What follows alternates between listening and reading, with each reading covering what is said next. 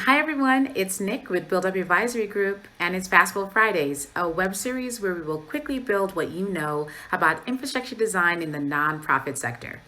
Today's Fastball topic is again about the connection between infrastructure and the ability to say no to a grant. It's part two of the three-part series that started with last week's Fastball Friday, episode number 24. In that Fastball Friday, we talked about revenue diversification as the first of three indicators of infrastructure strength connected to an organization's ability to say no to funding. We highlighted how diversification of funding is part of the breeding ground for a strong infrastructure. Today, we're talking about the second of those three indicators. This indicator is usually seen as an ambitious goal and is not often operationalized, but it should be. The second indicator is brave infrastructure building. Let's break that down. If you can't think of an instance in which you would say no to a grant, it will be difficult to build your infrastructure bravely. And you should be very concerned about that.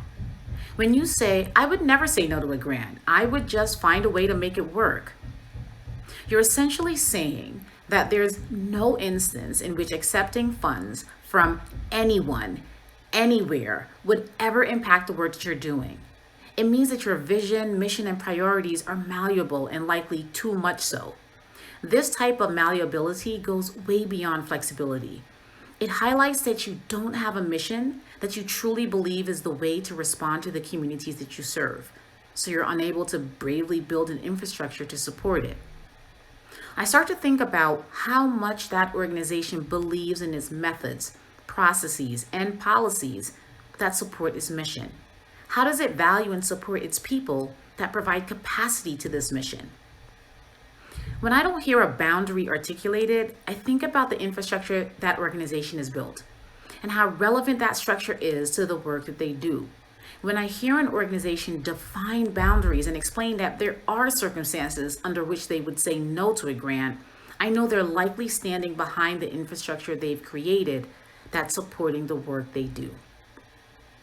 Just because an organization has built infrastructure is not the takeaway here, though.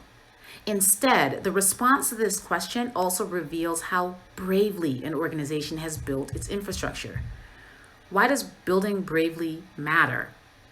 We defined what we meant by brave infrastructure design in Fastball Friday, episode 14.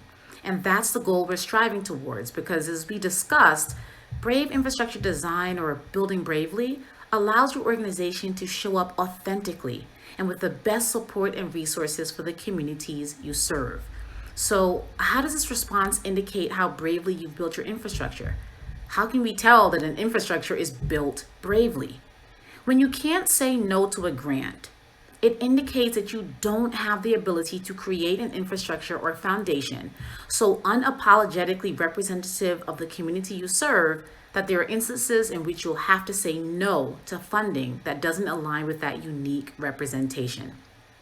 In other words, are you brave enough to say no in order to prioritize the building of your board and address the governance infrastructure issues you've determined exist?